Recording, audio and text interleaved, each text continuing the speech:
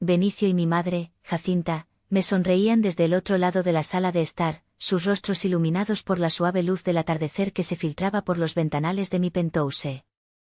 Creyeron que eran los anfitriones de una cena de celebración, un brindis íntimo por nuestro futuro brillante.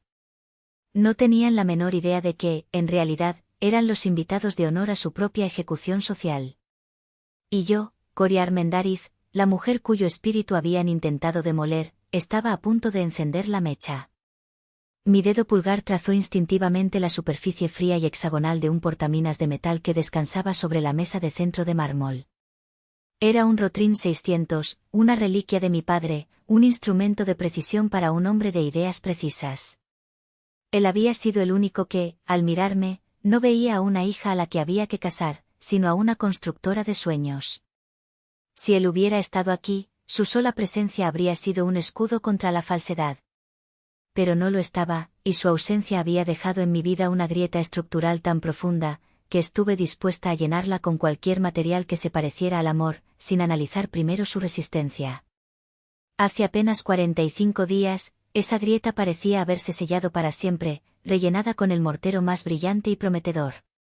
El aire en Valle de Bravo olía a tierra mojada después de una lluvia pasajera y al perfume embriagador de las gardenias que trepaban por los muros de la hacienda. Aquella hacienda del siglo XVIII, uno de mis primeros proyectos de restauración importantes, se vestía de gala para mi boda. Cientos de velas, cuyas llamas danzaban suavemente, parpadeaban a lo largo de los arcos de piedra, creando un ambiente de cuento de hadas. Una orquesta de cuerdas interpretaba una melodía suave y nostálgica mientras nuestros amigos y familiares ocupaban sus asientos. Lo vi al final del pasillo, esperando bajo un arco cubierto de rosas blancas. Benicio. Con su traje de lino color marfil, confeccionado a medida, y su sonrisa tan blanca y perfecta que desarmaba, era la encarnación de un príncipe moderno. Cuando nuestros ojos finalmente se encontraron, me dedicó esa mirada que me había cautivado desde el primer día, una mezcla de adoración pura y asombro genuino, como si yo fuera un milagro que no terminaba de comprender. En ese preciso instante, yo también me sentí como un milagro. Mi madre, Jacinta, se acercó para ajustarme el velo. Su manicura francesa, impecable como siempre, contrastaba con la tensión casi imperceptible en la punta de sus dedos. «Estás preciosa, mija», susurró, aunque sus ojos no se enfocaban en mí, sino en nuestro reflejo conjunto en un espejo antiguo que colgaba cerca. «¿Ves? Te dije que encontrarías a alguien que te cuidara. Una mujer no puede vivir solamente de planos y edificios. Es antinatural». Era su estilo, un cumplido envuelto en una crítica, una caricia que dejaba un rasguño. Durante años, cada uno de mis logros, mi graduación con mención honorífica, la fundación de mi propia firma de arquitectura a los 25, la primera portada en la revista AD Magazine, había sido recibido con una sonrisa tensa y una advertencia velada sobre los peligros de la ambición femenina. Pero ese día, en ese momento, elegí activamente ignorar el veneno. Decidí creer, con toda la fuerza de mi ser, que por una vez, su alegría era genuina. Mi hermano menor, Néstor, se acercó torpemente para darme un abrazo flojo y rápido. Su loción, una fragancia de nicho excesivamente cara que seguramente yo había pagado de forma indirecta a través de los préstamos a mi madre, inundó mis sentidos. «Felicidades, hermanita», dijo, dándome una palmada en la espalda que se sintió más como una formalidad que como un gesto de afecto sincero. «Por fin sentaste cabeza. Ya era hora». Mientras caminaba hacia el altar del brazo de mi tío Lázaro, el hermano de mi madre y mi única figura paterna real, él se inclinó hacia mí. «Estás temblando, Coria», murmuró, su voz un ancla en mi mar de emociones. «Son los nervios», le respondí. «Asegúrate de que sean de felicidad», dijo, y su mirada se desvió un segundo hacia Benicio, un análisis rápido e indescifrable. «Este chico, Benicio, parece bueno. Pero recuerda siempre lo que te enseñó tu padre, los cimientos son lo más importante. Asegúrate de que sean sólidos». Asentí, sin comprender del todo la profundidad de su advertencia. En ese momento, solo podía ver la fachada perfecta. Benicio tomó mi mano, sus dedos cálidos y firmes entrelazándose con los míos. Sus votos no fueron simples palabras, fueron poesía pura. Habló de mi fuerza, llamándola mi mayor virtud, no mi defecto. Elogió mi inteligencia y mi pasión, y juró ser el viento bajo mis alas. Cada palabra era un bálsamo que sanaba las pequeñas heridas que Jacinta había infligido en mi autoestima a lo largo de los años. Lloré, y él, con una ternura que me robó el aliento, secó mis lágrimas con el pulgar, mirándome como si yo fuera la única mujer en el universo. La recepción fue un torbellino de risas, brindis con champán y abrazos sinceros de mis amigos. Bailamos nuestro primer baile, Bésame mucho, en una versión instrumental, bajo una cortina de luces de verbena. Benicio me sostenía tan cerca que podía sentir los latidos de su corazón. Te amo, Coria Armendáriz, murmuró en mi oído, su aliento cálido erizando mi piel. Voy a pasar el resto de mi vida demostrándote cuánto, haciéndote la mujer más feliz del mundo. Y yo le creí. Creí cada sílaba, cada promesa, cada mirada. Porque después de una vida entera sintiendo que tenía que construir mi propio refugio, ladrillo a ladrillo, contra la indiferencia de mi propia familia, finalmente sentía que había encontrado un hogar en los brazos de un hombre. Esa noche, mientras los fuegos artificiales estallaban en el cielo oscuro, reflejándose sobre el lago, me sentí completa. Invencible. No tenía la más remota idea de que los cimientos de mi felicidad perfecta eran de arena, y que la marea de la traición ya estaba subiendo, silenciosa, implacable y letal, lista para arrasarlo todo sin piedad. La suite nupcial era un santuario de lujo rústico. Un techo altísimo con vigas de madera oscura, una chimenea de piedra que ya crepitaba suavemente y un balcón privado que se abría a la inmensidad del lago iluminado por la luna. La cama, una estructura maciza de 4 postes, cubierta de pétalos de rosa blanca, no era solo un mueble, era una promesa. La promesa del verdadero comienzo de nuestra vida juntos, la primera página de un capítulo íntimo y sagrado. Con dedos temblorosos por la emoción, me liberé del pesado vestido de novia. Al caer al suelo, sentí como si me despojara no solo de capas de satén y encaje, sino también de mi antigua identidad como Coria, la arquitecta autosuficiente y perpetuamente solitaria. Me puse un camisón de seda color marfil, sintiendo la tela fresca y suave contra mi piel, y esperé a Benicio. Mi corazón era un tambor, marcando el ritmo de una anticipación casi adolescente. Entró en la habitación minutos después, aflojándose la corbata con un suspiro. Su sonrisa perfecta parecía un poco forzada, los bordes cansados. Vaya día, dijo, dejándose caer en un sillón de cuero cerca de la ventana, notablemente lejos de mí. El mejor día de mi vida, corregí suavemente, sonriendo desde el borde de la cama. Sí, eso. El mejor, respondió, pasándose una mano por el pelo. Absolutamente agotador, pero el mejor. Necesito una ducha rápida. El champán se me subió a la cabeza, creo. Asentí, reprimiendo una punzada de decepción. Era comprensible. La jornada había sido un maratón de emociones y compromisos sociales. Era natural que estuviera exhausto. Cuando salió del baño, ya vestido con un pijama de algodón, se deslizó en la cama. Se inclinó y me dio un beso rápido y seco en la frente, un beso de buenas noches, fraternal. Descansa, esposa mía, murmuró, su voz ya pastosa por el sueño. Se giró, dándome la espalda, y apagó la luz de su mesita de noche. Me quedé inmóvil en la penumbra, el aroma de los pétalos de rosa mezclándose con el olor a leña de la chimenea.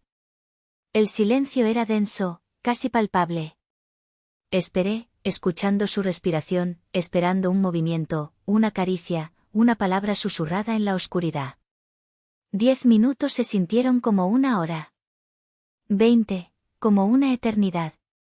Solo escuchaba su respiración, hundiéndose en el ritmo profundo y acompasado del sueño. Se había dormido. Era oficial. La decepción, esta vez, fue más aguda, pero la enterré bajo una capa de racionalidad. Mañana. Mañana sería diferente. Pero el mañana llegó y trajo consigo la misma distancia envuelta en una nueva excusa. Nuestra luna de miel en un resort exclusivo de la Riviera Maya se convirtió rápidamente en una extraña y dolorosa pantomima de intimidad. Durante el día, éramos la pareja de portada, fotos sonrientes para Instagram en playas de arena blanca, paseos de la mano al atardecer, cenas románticas con los pies en la arena. Benicio era el esposo perfecto bajo la luz del sol, atento, halagador, encantador. Pero cada noche, cuando la puerta de nuestra suite se cerraba, el sol se ponía también en su afecto. La segunda noche, fue una migraña repentina que lo obligó a tomar un analgésico y necesitar oscuridad y silencio. La tercera, una llamada de trabajo urgente e increíblemente estresante que lo dejó sin energía para nada. En la noche 5, después de un día maravilloso buceando en un cenote, preparé el jacuzzi de la terraza, encendí velas, puse música suave. Él salió del baño y dijo que el cloro del cenote le había irritado la piel y solo quería dormir. Cada rechazo era suave, casi apologético, lo que lo hacía aún más confuso y difícil de confrontar. Empecé una guerra silenciosa conmigo misma. Mi mente lógica, la arquitecta, analizaba los datos y veía un patrón insostenible. Las excusas son inconsistentes, me decía una voz interior. El cambio de comportamiento es drástico. Hay una falla fundamental en la estructura de esta relación. Pero mi corazón, el cliente terco y esperanzado, se negaba a ver los planos. Está estresado, susurraba otra voz. El matrimonio es un cambio enorme. Necesita tiempo para adaptarse. No seas egoísta. Cuando regresamos a mi penthouse en Monterrey, un espacio que yo había diseñado meticulosamente para ser un santuario de luz, calidez y conexión, albergaba la tonta esperanza de que el regreso a la normalidad disolvería esa extraña tensión. Fue todo lo contrario. El abismo en nuestra cama king size se hizo más ancho, más profundo. Por las noches, yo fingía leer un libro mientras él se perdía durante horas en el interminable scroll de su teléfono. La luz azul de la pantalla era un muro de hielo entre nosotros, su rostro iluminado por memes y noticias mientras el mío permanecía en la penumbra. En la noche 12, intenté un acercamiento más directo. Me puse la lencería más bonita que tenía, me rocié con el perfume que él me había regalado. Me acerqué a él en la cama y empecé a besar su hombro. Se quedó rígido como una estatua. Coria, por favor, dijo, su voz tensa, sin apartar la vista del teléfono. No estoy de humor. Tengo muchas cosas en la cabeza. ¿Qué cosas? Pregunté, mi voz pequeña. Habla conmigo, Benicio. Cosas de hombres. Cosas de negocios. No lo entenderías, dijo, y la condescendencia en su tono fue como una bofetada. Me retiré a mi lado de la cama, la seda de la lencería sintiéndose de repente fría y ridícula contra mi piel. Me sentí humillada, rechazada no solo físicamente, sino intelectualmente. Mi madre, por supuesto, no ayudaba. La llamé un día, desesperada por un consejo, y solo conseguí un sermón. Por Dios, Coria. Llevan apenas 3 semanas de casados y ya lo estás atosigando, dijo, su tono exasperado. Eres demasiado. Siempre has sido demasiado intensa. Un hombre necesita respirar. Dale su espacio o lo vas a perder. Y créeme, a tu edad y con tu carácter, no encontrarás a otro como él. Colgué, sintiéndome peor que antes.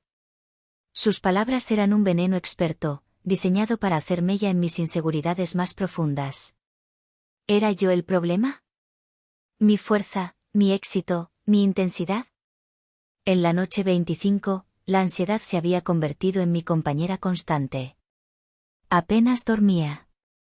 Me sentía como una extraña en mi propia casa, en mi propia cama, en mi propio matrimonio. La falta de intimidad física era solo un síntoma de una enfermedad más profunda, la ausencia total de conexión emocional. Ya no hablábamos de nuestros sueños, de nuestros miedos. Nuestras conversaciones se limitaban a la logística del día a día. ¿Qué quieres cenar? ¿Pagaste la cuenta de la luz? Vivía con un fantasma sonriente.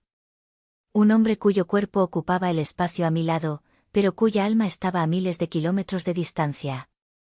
Y cada noche, el silencio en esa habitación se hacía más y más ruidoso, gritándome que la obra maestra que creía estar construyendo, mi matrimonio, tenía los cimientos podridos. La noche número 30 llegó como el aniversario de una muerte. Un mes. Un mes completo desde que juré amor eterno frente a todos, y mi matrimonio se sentía como una elaborada y cruel broma. La enredadera espinosa de la sospecha que había germinado en mi interior ahora me ahogaba, sus púas clavándose en mis pulmones con cada respiración superficial. Esa noche, una calma extraña y peligrosa se apoderó de mí. La desesperación había cedido el paso a la necesidad. No necesitaba consuelo ni promesas. Necesitaba la verdad, sin importar cuán devastadora pudiera ser. Benicio estaba en el salón, con los pies sobre la mesa de centro, viendo un partido de fútbol en la televisión de pantalla gigante. La escena era tan domésticamente normal que resultaba grotesca. Me senté en el sofá de enfrente, observándolo. No era el hombre del que me había enamorado. Era una cáscara, una fachada. Esperé pacientemente a que el partido terminara. No le daría ninguna excusa para desviar la conversación. Cuando el pitido final sonó y la pantalla se llenó de anuncios, apagué la televisión con el mando. El silencio repentino lo sobresaltó. Oye, ¿qué haces? Iban a empezar los análisis. Se acabaron los análisis, Benicio, dije, mi voz sorprendentemente estable. Ahora vamos a hablar tú y yo. Él suspiró, un sonido teatral de puro fastidio, y se frotó la cara. Coria, por el amor de Dios, no estoy de humor para uno de tus dramas existenciales. Ha sido un día agotador. Mi existencia contigo se ha vuelto un drama, repliqué, y esta vez mi voz tenía un filo de acero. Así que vas a escucharme. 30 días. 30 noches. Casados. Y me has tratado como si fuera tu hermana, o peor, una compañera de piso a la que apenas soportas. No me tocas, no me besas, no me hablas. Quiero una respuesta. No una excusa, no una mentira. Quiero la verdad. ¿Qué demonios está pasando? Dejó el mando sobre la mesa con un chasquido seco y se reclinó en el sofá, cruzando los brazos. La máscara del príncipe encantador no solo se deslizó, se hizo añicos. Sus ojos, que siempre me habían parecido pozos de calidez, eran ahora dos esquirlas de hielo. ¿La verdad? Repitió, con una media sonrisa burlona. ¿De verdad quieres la verdad, Coria? La verdad es que eres agotadora. Tu intensidad, tu necesidad constante de validación, es asfixiante. ¿Mi necesidad de validación? Mi voz subió una octava, incrédula. Necesito un esposo. Necesito al hombre que se casó conmigo hace un mes. ¿Y qué creíste? Se inclinó hacia adelante, su voz bajando a un siseo venenoso. Que un papel firmado ante un juez te daba derecho absoluto sobre mi cuerpo y mi tiempo. No seas ridícula. Pensé que te casabas conmigo por ser quien soy, no por lo que puedo hacerte en la cama. Eres más superficial de lo que pensaba. El golpe fue bajo, preciso y brutalmente efectivo. Me estaba pintando como una ninfómana desesperada, invirtiendo la narrativa para salir indemne. Esto no se trata de sexo, Benicio, y lo sabes perfectamente, mi voz temblaba de rabia. Se trata de la promesa que me hiciste. Se trata de la conexión, del afecto, de la decencia humana básica. El hombre que juró amarme y respetarme me trata como si le diera asco. Él se encogió de hombros, un gesto de indiferencia tan absoluto que me heló la sangre. Quizás si no fueras tú, las cosas serían diferentes. Tan controladora, tan exitosa. Es intimidante. Un hombre necesita sentirse como un hombre. Y a tu lado, a veces me siento como uno de tus empleados. Se levantó, majestuoso en su crueldad, y se dirigió a nuestra habitación, cerrando la puerta tras de sí como si fuera el punto final de una discusión que él, por supuesto, había ganado. Me quedé sola en el salón, temblando, no de tristeza, sino de una furia impotente. Me había despojado de mi dolor y lo había convertido en un arma contra mí. Esa noche, el sofá de la sala de invitados fue mi refugio. El sueño era un país extranjero al que no tenía visado. Mi mente era un torbellino de sus palabras, analizándolas, desmontándolas. No tenían sentido. Si mi éxito lo intimidaba, ¿por qué se había casado conmigo? Si mi intensidad lo asfixiaba, ¿por qué había sido tan apasionado durante nuestro noviazgo? Nada cuadraba. Cerca de las 2 de la madrugada, un vaso de agua se convirtió en mi única necesidad. Me levanté, mis pies descalzos fríos contra el mármol del suelo. Caminé por el pasillo oscuro, la única luz proveniente de la ciudad que se extendía bajo mis ventanas. Al pasar por el estudio que Benicio había reclamado como suyo, la puerta estaba entreabierta. Una línea de luz se escapaba y, con ella, un murmullo. Su voz. Una coria diferente, la de hacía 24 horas, habría seguido de largo. Pero la coria de esa noche, la que había sido despellejada emocionalmente, necesitaba respuestas. Me pegué a la pared, conteniendo la respiración, mi oreja a centímetros de la abertura. No, te juro que está funcionando a la perfección, decía Benicio en voz baja, pero la acústica del pasillo era impecable. Está completamente desestabilizada. Hoy intentó empezar otra pelea sobre lo de siempre. Está al borde. Hubo una pausa, y aunque no podía oír la otra voz, mi instinto gritó un nombre en mi cabeza. Sí, exactamente. Unas semanas más de este tratamiento de silencio y estará tan insegura, tan desesperada por un poco de afecto, que no sabrá ni dónde está parada. El médico dirá que es un cuadro de estrés agudo, agotamiento nervioso, inestabilidad emocional. Será pan comido entonces. Otra pausa. Mi corazón empezó a latir tan fuerte que temí que pudiera oírlo. ¿Médico? ¿Inestabilidad? Paciencia, Jacinta, paciencia, dijo Benicio, y la confirmación del nombre de mi madre fue como un puñetazo en el estómago que me sacó todo el aire. Tuve que morderme la mano para no gritar. El mundo se inclinó sobre su eje. Claro que sí, continuó Benicio, y pude visualizar su sonrisa condescendiente. Una vez que tengamos el poder notarial, transferir el control de las cuentas principales de la empresa será un mero trámite. Tu parte está más que asegurada, no te preocupes. Sí, yo también lo creo. Es lo mejor para ella a largo plazo. No sabe manejar tanta presión, pobrecita. La estamos ayudando, en realidad. Escuché el clic suave de la llamada al terminar. El silencio que siguió fue un rugido en mis oídos. Me quedé allí, paralizada en la oscuridad, mientras las piezas de un rompecabezas monstruoso encajaban con una claridad nauseabunda. No era indiferencia. Era una estrategia. No era estrés. Era una conspiración. Un plan frío, metódico y diabólico, orquestado por las 2 personas en las que más confiaba en el mundo. Querían volverme loca. O, al menos, convencer al mundo de que lo estaba. Y todo por mi dinero. En ese instante, algo dentro de mí se rompió y se reconfiguró en algo nuevo y terrible.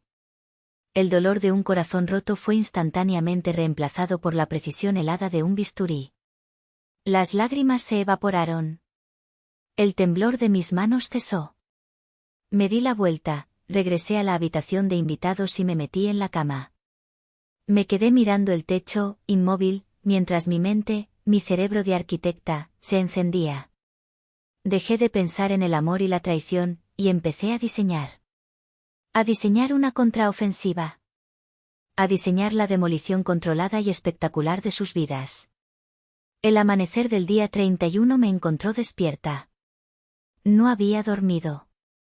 Había pasado la noche en un estado de hiperlucidez, trazando líneas de acción y escenarios en el lienzo de mi mente. La mujer que se levantó de esa cama no era la misma que se había acostado. La vulnerabilidad había sido cauterizada, dejando en su lugar una cicatriz de resolución inquebrantable. El dolor seguía ahí, una brasa ardiente en mi pecho, pero ahora lo usaría como combustible. El plan de ellos era ahora mi guión. Si querían a una esposa frágil, al borde del colapso nervioso, les daría una actuación digna de un Oscar. Bajé a la cocina. Benicio ya estaba allí, sirviéndose una taza de café, vestido con un traje impecable. Me miró con una cautela estudiada, esperando sin duda la continuación del drama de la noche anterior. En cambio, le ofrecí la imagen de una mujer derrotada. Tienes razón, dije, mi voz un susurro ronco, mis ojos fijos en el suelo de mármol. Perdóname por lo de anoche. Fui muy demandante. No es justo para ti. Es solo que, no sé qué me pasa. Últimamente no me siento yo misma. El estrés del trabajo, la boda. Siento que todo me está superando. Pude ver un destello de triunfo puro en sus ojos, un microsegundo de victoria antes de que lo ocultara bajo una máscara de falsa preocupación. Dejó su taza y se acercó a mí. Por primera vez en un mes, me rodeó con sus brazos en un abrazo que no pedí. Se sintió como ser envuelta por una serpiente constrictora. Tuve que usar cada gramo de mi autocontrol para no estremecerme y alejarlo. Tranquila, mi amor, tranquila, dijo, su tono untuoso y tranquilizador, mientras acariciaba mi pelo. Lo superaremos juntos. Solo necesitas descansar, desconectar. Quizás deberías tomarte un tiempo libre del trabajo, delegar un poco. Asentí dócilmente, permitiéndome apoyar la cabeza en su pecho, un gesto de sumisión que me revolvió el estómago. Sigue creyendo que tienes el control, pensé, mi mente fría como el hielo. Disfruta de tu posición de poder. La vista desde la cima hará que la caída sea mucho más espectacular. Pasé el día interpretando mi papel. Cancelé 2 reuniones importantes, dejando que él escuchara la llamada. Suspiré mucho. Me froté las sienes, quejándome de un dolor de cabeza persistente. Por la tarde, mientras él estaba fuera en una de sus misteriosas reuniones de negocios, hice la llamada que lo cambiaría todo. No a un psicólogo, no a una amiga que me diría, te lo dije. Llamé a mi tío Lázaro. Era el hermano menor de mi madre, un hombre de negocios hecho a sí mismo que había construido un imperio logístico desde cero. Era directo, honesto hasta la brutalidad y con una aversión visceral por la hipocresía. Era la única persona en mi familia que nunca me había pedido nada, solo me había ofrecido consejo y apoyo. Tío, dije, y al escuchar su voz grave y familiar, mi coraza se agrietó por un segundo y una oleada de emoción genuina me ahogó. Necesito tu ayuda. Es sobre Benicio. Y sobre mamá. Le conté todo. El rechazo sistemático, la crueldad psicológica, la conversación que había escuchado en la noche. Le detallé el plan para declararme incompetente. Al otro lado de la línea, el silencio de mi tío no era vacío. Era pesado, denso, cargado de una furia volcánica contenida. Esa mujer, dijo finalmente, y supe que el desprecio en su voz iba dirigido a su propia hermana. Coria, escúchame con atención. No vas a llorar. No vas a permitir que te derrumben. Eres hija de Javier Armendáriz, y llevas su fuerza en la sangre. Vas a luchar. Y yo te voy a dar las armas. Voy a hacer una llamada. Espera noticias mías en 1 hora. No hables con nadie más. Colgó. Me sentí como si me hubiera quitado un peso de encima y me hubieran entregado una espada. 1 hora después, mi teléfono sonó. Un número desconocido. ¿Señora Armendáriz? Mi nombre es Sofía. La licenciada Isadora Montes la espera mañana a las 10 en punto en su despacho. La oficina de Isadora Montes ocupaba la mitad del piso más alto de la Torre Caoy, el rascacielos más emblemático de San Pedro Garza García. El espacio era minimalista, elegante y transmitía un poder silencioso. Isadora era una mujer de unos 50 años, con el pelo plateado perfectamente recogido en un moño y una mirada tan penetrante que sentí que podía leer los planos de mi alma. No me ofreció pañuelos ni palabras de consuelo. Me ofreció algo infinitamente mejor, una estrategia. Me senté en la silla de diseño frente a su escritorio de caoba y le conté mi historia. Esta vez, no hubo lágrimas ni temblores.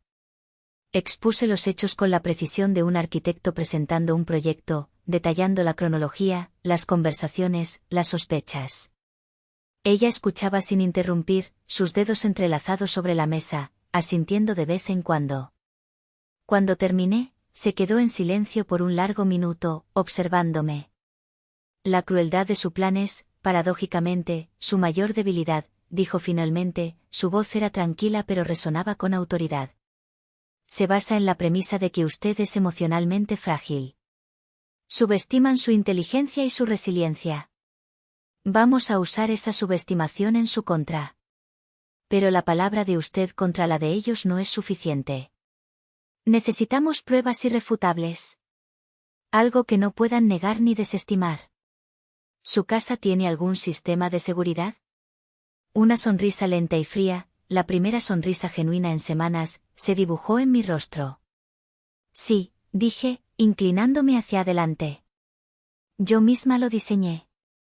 Es un sistema domótico de última generación. Cámaras de seguridad 4K integradas en el techo de casi todas las áreas comunes. Discretas como un punto de luz, pero con grabación de audio de alta fidelidad. Registran todo en un servidor privado en la nube, con encriptación de grado militar. Los ojos de Isadora brillaron. Era la mirada de un gran tiburón blanco que acaba de oler sangre en el agua. Excelente. Eso lo cambia todo. Necesito acceso a ese servidor de inmediato. Mi equipo forense digital descargará y catalogará cada conversación, cada encuentro sospechoso del último mes. Mientras tanto, usted, Coria, tiene el papel más difícil. Debe seguir con su actuación. Sea la esposa vulnerable y confundida. Deje que se confíen. Deje que avancen en su plan. Necesitamos que se sientan seguros, que cometan más errores. Cuanto más alto suban en su pedestal de arrogancia, más dura y más satisfactoria será la caída. Esa misma noche, un técnico de confianza enviado por Isadora llegó a mi casa mientras Benicio estaba en el gimnasio. En menos de una hora, teníamos acceso a un tesoro de perfidia. Vimos a Benicio hablando por teléfono con Jacinta casi a diario, informándole de mi deterioro, con un tono de falsa preocupación. Vimos a mi hermano Néstor visitando la casa, riéndose con Benicio sobre lo fácil que estaba siendo todo y planeando en qué gastaría su parte. Vimos a mi madre viniendo a confortarme, trayéndome tés relajantes, que ahora sabía que estaban adulterados con hierbas para adormecerme, mientras sus ojos recorrían mi casa, tasando mis posesiones. Cada minuto de grabación era una nueva puñalada en mi corazón, pero también era una nueva pieza de munición en mi arsenal. Al terminar de revisar el material más incriminatorio, teníamos un archivo de vídeo tan condenatorio, tan explícito, que no dejaba lugar a dudas. Isadora y yo nos quedamos mirando la pantalla final, donde Benicio le decía a Jacinta por el altavoz del teléfono, es casi poético, ¿no crees? Su propia empresa pagará a los abogados que la declararán loca. Ya los tenemos, dijo Isadora, su voz tranquila, pero con un matiz de acero. Ahora, Coria, es el momento de que usted y yo nos sentemos a diseñar la trampa. No una jaula, sino una obra de arte de la demolición legal.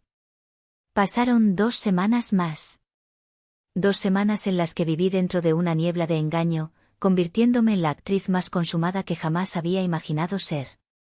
Perfeccioné el arte de la mirada perdida, el suspiro tembloroso, la frase dejada a medias. Me mostré distraída en el desayuno, confundiendo fechas y nombres. Dejé de contestar llamadas importantes del trabajo frente a Benicio, murmurando que no tenía cabeza para eso ahora. Fingí un par de ataques de pánico después de revisar correos electrónicos de la oficina, permitiéndole a él rescatarme, con sus brazos hipócritas y sus palabras vacías. Él y Jacinta se tragaron cada bocado de mi actuación.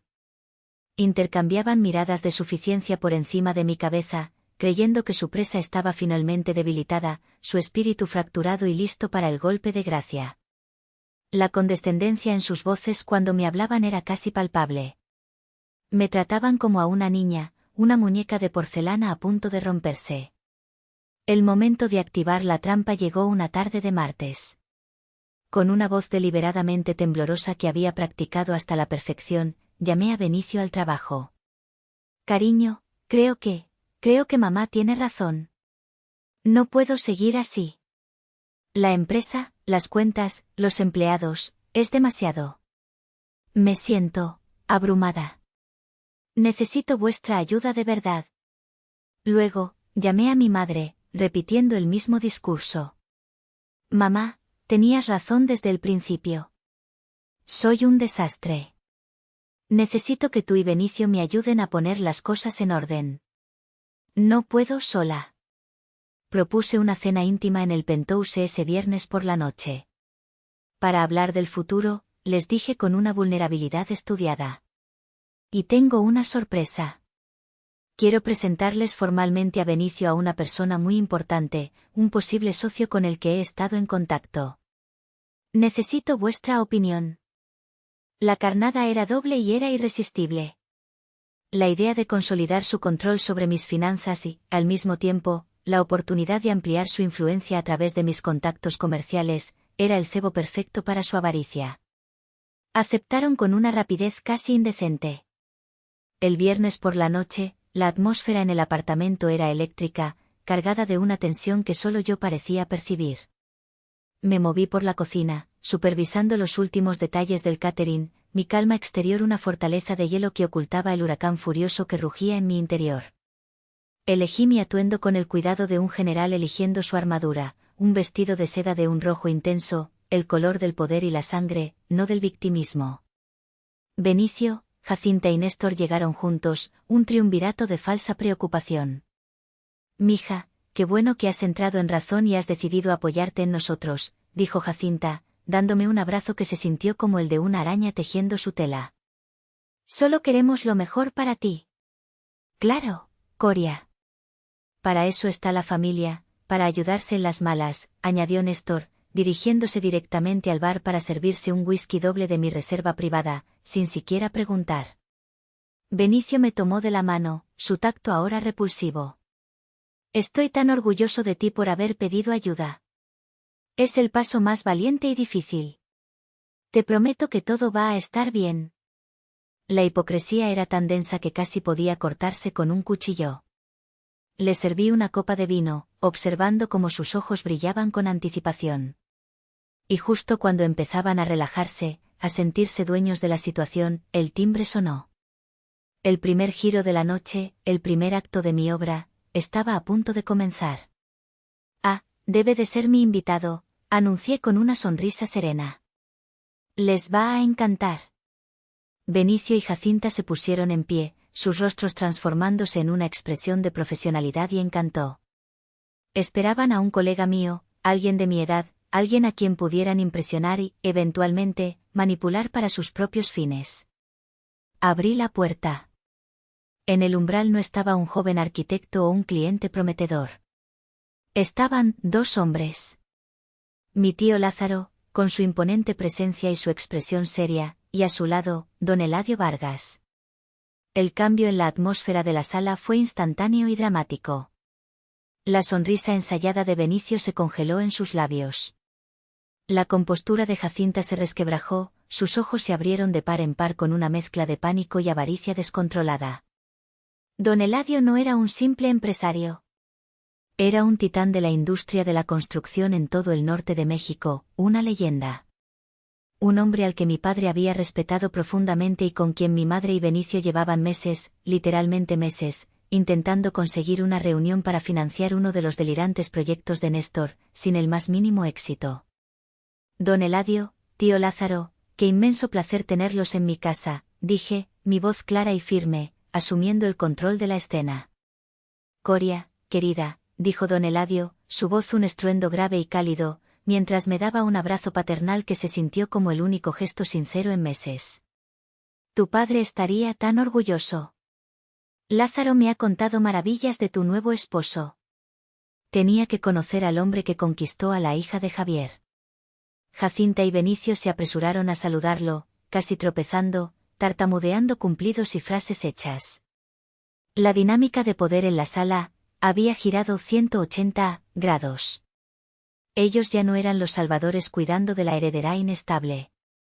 Eran dos advenedizos desesperados frente a un titán. Mientras se sentaban, saqué una elegante carpeta de cuero de un cajón. El segundo giro. El golpe silencioso.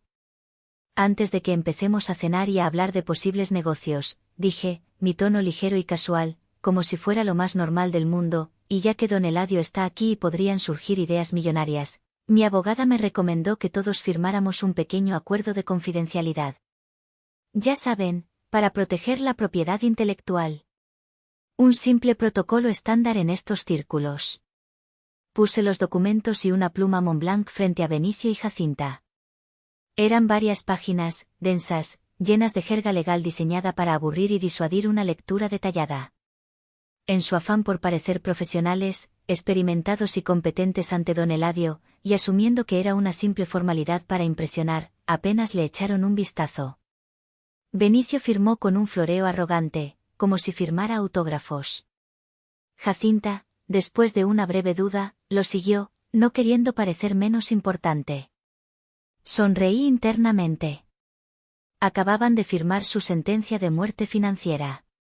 No sabían que, escondida en la cláusula 7b, bajo el inocuo título, Provisiones contra actos de mala fe y dolo, acababan de aceptar voluntaria e irrevocablemente ceder la totalidad de su patrimonio personal a una fundación benéfica si se demostraba, por cualquier medio fehaciente, que habían actuado con intención de defraudarme. La trampa estaba cerrada. Solo faltaba hacerla saltar por los aires. El primer plato, un ceviche de vieiras con maracuyá que mi chef privado había preparado, fue servido. La conversación durante la cena fue una obra maestra de la tensión. Benicio y Jacinta, desesperados por captar la atención y la aprobación de don Eladio, hablaban sin parar, inflando sus logros inexistentes y opinando sobre el mercado inmobiliario con una confianza que rozaba lo cómico. Don Eladio era cortés, un maestro de la diplomacia empresarial, pero sus ojos afilados se movían de ellos a mí, y luego a Lázaro, evaluando, analizando, sabiendo que la verdadera razón de esa cena aún no se había revelado. Mi tío Lázaro permanecía en un silencio estoico, un juez observando a los acusados cavar su propia tumba. Cuando los platos fueron retirados, me puse de pie. El corazón me martilleaba contra las costillas, pero mi mano, al levantar la copa, estaba firme. Quisiera proponer un brindis, dije, y mi voz, clara y resonante, cortó la charla insustancial. Por los nuevos comienzos, por la verdad y por la familia. Y para celebrar nuestro futuro, he preparado un vídeo. Es un pequeño resumen de mi primer, e inolvidable, mes de casada. Una sonrisa confusa y algo condescendiente apareció en el rostro de Benicio. Jacinta frunció el ceño, probablemente esperando un cursi montaje de fotos de la boda. Con el mando a distancia que tenía en la mano, un simple clic bastó para que la pantalla de 8K que ocupaba casi toda la pared del salón cobrara vida. No apareció una foto sonriente. La pantalla se quedó en negro un segundo, y luego, una imagen nítida y brutalmente clara llenó la habitación. Era la sala de mi propio penthouse, grabada desde el ángulo discreto de una de las cámaras de seguridad. En la pantalla, Benicio estaba de pie, paseándose mientras hablaba por teléfono. La fecha y la hora estaban estampadas en la esquina inferior, 25 de septiembre. Una semana después de la boda. No, Jacinta, te lo aseguro, está funcionando a la perfección, resonó la voz de Benicio desde los altavoces de sonido envolvente, cada matiz de su arrogancia amplificado. Está completamente desestabilizada. Hoy intentó empezar otra pelea sobre lo de siempre. Está al borde, te lo digo yo. El color abandonó el rostro de Benicio, dejándolo con una palidez cerúlea. La copa de vino en la mano de Jacinta tembló violentamente, derramando unas gotas rojas sobre el mantel blanco como si fueran sangre. Néstor, que hasta entonces había estado absorto en su teléfono, levantó la vista, su boca abriéndose y cerrándose como un pez fuera del agua. La escena en la pantalla cambió. Ahora era una grabación de la cocina, de hacía apenas 10 días. La Jacinta de la pantalla me ofrecía una taza de té con una sonrisa maternal. Tómate esto, mija. Es una mezcla especial de hierbas de Oaxaca, te ayudará a calmar esos nervios de punta, decía su voz melosa. El vídeo continuó sin cortes. Una vez que yo salí de la cocina, la cámara captó a Jacinta sacando su teléfono. El zoom digital que el equipo de Isadora había aplicado era de una claridad forense. El mensaje de texto que escribió para Benicio era perfectamente legible, le di el té con una dosis doble de valeriana. Estará somnolienta y confundida el resto del día. Buen momento para que revises los archivos de su despacho sin que se dé cuenta. Un jadeo ahogado escapó de los labios de mi madre. Don Eladio se giró lentamente para mirarla, no con ira, sino con un profundo y helado desprecio que era infinitamente peor. El vídeo se convirtió en un montaje devastador de su traición. Benicio hablando con un abogado amigo suyo sobre los requisitos para iniciar un proceso de incapacidad mental por estrés y agotamiento extremo. Néstor riéndose a carcajadas con Benicio en el bar de mi casa, diciendo: «Tú sí que te sacaste la lotería, cuñado. La gallina de los huevos de oro está a punto de enfermar». Y luego, llegó la escena final. La grabación de la llamada de la noche 30, la que yo había escuchado desde el pasillo. La calidad del audio era impecable. «Paciencia, Jacinta, paciencia», decía la voz de Benicio. «Una vez que tengamos el poder notarial, transferir el control de las cuentas principales de la empresa será un mero trámite. Tu parte está más que asegurada, créeme, la estamos ayudando. Le estamos quitando un peso de encima». Cuando la pantalla finalmente se fue a negro, el silencio en la sala era absoluto. Era un silencio pesado, denso, cargado de vergüenza y verdad expuesta. Benicio estaba paralizado, su rostro una máscara de horror puro, sudor perlando en su frente. Jacinta temblaba de pies a cabeza. Sabían que no había escapatoria. No era mi palabra contra la suya. Era su propia voz, su propia imagen, su propia maldad, proyectada en alta definición frente a la única persona en el mundo cuyo respeto y dinero anhelaban por encima de todo.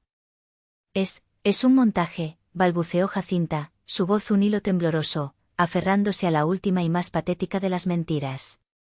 «Una falsificación. Coria, ¿cómo pudiste ser tan cruel, tan retorcida?»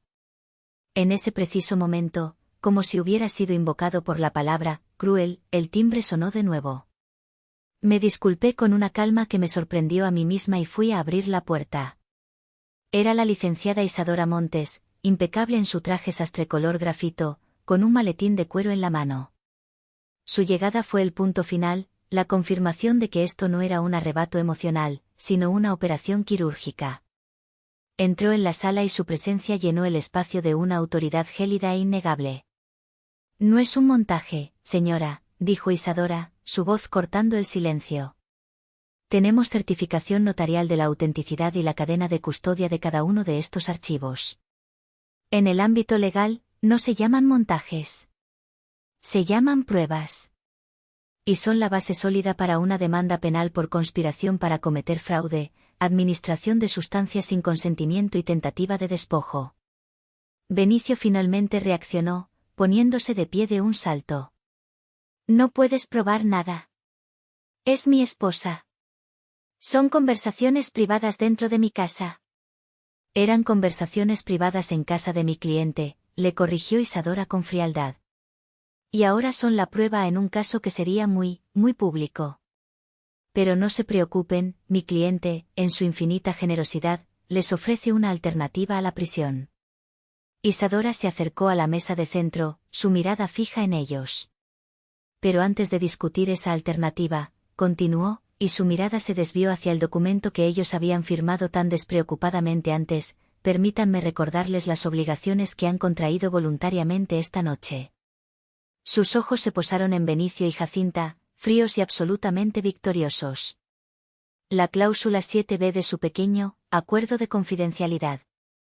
La que estipula que, al probarse un acto de mala fe con la intención de defraudar a mi cliente, ustedes aceptan, de forma voluntaria e irrevocable, ceder el 100% de sus bienes personales y activos líquidos a una causa benéfica. Hizo una pausa dramática, saboreando el impacto de sus siguientes palabras. La Fundación de Arquitectura y Becas Javier Armendáriz. En honor a mi padre, terminé yo, mi voz tranquila, sellando su destino. El último vestigio de color desapareció del rostro de Jacinta. Benicio se desplomó en el sofá como si le hubieran cortado los hilos de una marioneta. Habían caído en cada una de las trampas. Y el golpe de gracia, el que los aniquilaría por completo, acababa de ser ejecutado. La sala se había transformado en un tribunal silencioso, pero la sentencia ya había sido dictada. Don Eladio y mi tío Lázaro eran el jurado, sus rostros impasibles tallados en la piedra del juicio moral. Isadora era la fiscal, implacable y precisa. Y yo, por primera vez en mi vida, era la juez de mi propia causa. Benicio, Jacinta y Néstor eran los acusados, sentenciados no por el mazo de un juez, sino por su propia avaricia, expuesta bajo las luces de un proyector de alta definición. ¿Qué es lo que quieres de nosotros?, susurró finalmente Jacinta, sus ojos fijos en mí. En ellos no había ni una pizca de remordimiento, solo el pánico abyecto de un animal acorralado. Tomé el portaminas de mi padre de la mesa. El peso familiar del metal en mi mano era reconfortante, un recordatorio tangible de la integridad, de la importancia de construir cosas que perduran, no de destruir por ganancias efímeras y egoístas. ¿Qué es lo que quiero?, repetí, mi voz peligrosamente tranquila. Quería un esposo que me amara. Quería una madre que me respetara. Ya que he comprendido dolorosamente que no puedo tener nada de eso, me conformaré con la justicia. ¿Y con la restitución? Isadora tomó la palabra, su tono de voz era el de quien lee los términos de una rendición incondicional. Tienen dos opciones, muy claras, dijo, colocando un último y delgado fajo de papeles sobre la mesa. La opción A es la que mi cliente acaba de mencionar. Enfrentan cargos penales por conspiración para cometer fraude electrónico y posiblemente administración de sustancias sin consentimiento. Dada la abrumadora evidencia que acabamos de presenciar, les espera una larga temporada en prisión, la confiscación judicial de sus bienes y un escándalo público que destruirá lo que quede de su nombre y su reputación para siempre. El rostro de Néstor se contrajo en una mueca de puro miedo. Jacinta empezó a sollozar en silencio, unas lágrimas de autocompasión que no conmovieron a nadie en la sala. Oh, continuó Isadora, deslizando el documento hacia ellos con la punta de sus dedos, tienen la opción B. Aquí tienen un convenio de anulación de matrimonio, efectivo inmediatamente, basado en la causal de fraude. Benicio, usted renuncia a cualquier derecho, presente o futuro, sobre cualquier bien, activo o propiedad de la señora Armendáriz. Todos ustedes, dijo, mirando a Jacinta y Néstor, firman un acuerdo de no contacto y no difamación de carácter perpetuo. No volverán a contactarla, ni directa ni indirectamente. Y, por supuesto, la cláusula 7b que tan amablemente firmaron antes, se ejecutará sin demora. Sus contadores se pondrán en contacto con los míos mañana mismo para iniciar la transferencia de sus activos a la fundación. Hizo una pausa, dejando que el peso de las palabras los aplastara. A cambio de su total y silenciosa cooperación, mi cliente se abstendrá de presentar cargos penales. El vídeo y sus copias serán destruidos en presencia de sus abogados. Se irán de aquí esta noche y desaparecerán de su vida para siempre. Es una elección entre la ruina pública y la aniquilación privada. Ustedes deciden. Era una elección entre el infierno y el olvido. Benicio, con las manos temblando de una forma incontrolable, tomó el bolígrafo. No dijo una palabra. No se atrevió a mirarme. Firmó el papel con un trazo rápido y furioso, como si quisiera arrancar el papel. Néstor lo siguió, casi con desesperación, su mano torpe manchando la tinta. Jacinta fue la última. Levantó la vista hacia mí, sus ojos inundados en lágrimas de cocodrilo. Coria, mija, por favor. Soy tu madre. No puedes hacerme esto. Me levanté y caminé lentamente hasta quedar frente a ella. La miré desde arriba. No, dije, y mi voz se quebró por primera vez en toda la noche, no por tristeza, sino por el peso de una verdad definitiva. Mi madre murió para mí hace mucho tiempo. La mujer que está sentada frente a mí es una extraña, una ladrona que intentó robarle el alma a su hija. Firma el papel, Jacinta. Tardó una eternidad. Cada segundo era un pulso en el silencio de la sala. Finalmente, con un sollozo que sacudió todo su cuerpo, agachó la cabeza y firmó. Isadora recogió los documentos con una eficiencia silenciosa. Mis asistentes los acompañarán a la salida. Les sugiero que recojan sus cosas y se vayan. Ahora. Se levantaron como autómatas, sus movimientos rígidos y vacíos. Benicio no me miró. Néstor no podía mirarme. Solo Jacinta se detuvo en la puerta, su rostro descompuesto por el odio y la derrota. Lo has arruinado todo, susurró, una última y patética gota de veneno. No, repliqué, mirándola directamente a los ojos por última vez, sintiendo cómo se rompía el último hilo que me ataba a ella. Ustedes lo hicieron. Yo solo encendí las luces para que todos, incluyéndome a mí, pudiéramos ver a los monstruos en la oscuridad. Cerré la puerta detrás de ellos. El clic de la cerradura fue el sonido más satisfactorio y liberador que había escuchado en toda mi vida. Era el sonido de mi libertad. El sonido del fin de una guerra. Los meses que siguieron a aquella noche fueron un extraño purgatorio de trámites legales y un profundo, pero increíblemente necesario, silencio. Isadora y su equipo se encargaron de todo con la eficiencia de un ejército. La anulación de mi matrimonio fue concedida en un tiempo récord. La transferencia de activos de lo que quedaba de la fortuna de Jacinta y Néstor a la fundación se completó sin contratiempos. El miedo a la exposición pública es un motivador muy poderoso. Fiel a mi palabra, el vídeo y todas sus copias fueron destruidos ante un notario. No lo necesitaba como amenaza. Su recuerdo era suficiente. De Benicio no volví a saber nada. Se evaporó, un fantasma de un mal sueño que se disipa con la primera luz del día. A través de mi tío Lázaro, me enteré de que se había ido de Monterrey, probablemente buscando otra presa en otra ciudad. Jacinta y Néstor también se mudaron. Vendieron su casa en San Pedro a un precio muy por debajo del mercado y se trasladaron a Querétaro, buscando el anonimato. Pero el mundo de los negocios y la alta sociedad en México es más pequeño de lo que parece. La historia, aunque nunca se publicó, se extendió como un reguero de pólvora a través de susurros en cenas, clubes de golf y reuniones de consejo. No hubo un escándalo público, sino algo mucho peor para ellos, una muerte social silenciosa. Las puertas se cerraron. Las llamadas dejaron de ser devueltas. Se convirtieron en parias, castigados no por la ley, sino por la comunidad que tanto se esforzaron en impresionar. Una tarde de primavera, casi un año después de aquella noche, estaba en mi despacho. El sol de la tarde entraba a raudales por los inmensos ventanales, bañando de luz dorada los planos extendidos sobre mi mesa de trabajo. No eran los planos de un rascacielos corporativo o una mansión de lujo.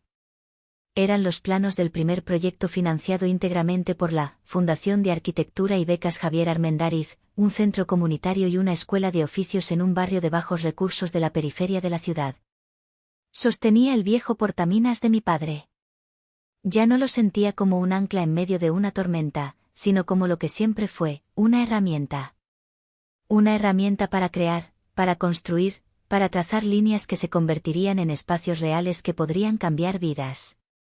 Estaba construyendo algo bueno y duradero sobre los cimientos podridos de la traición.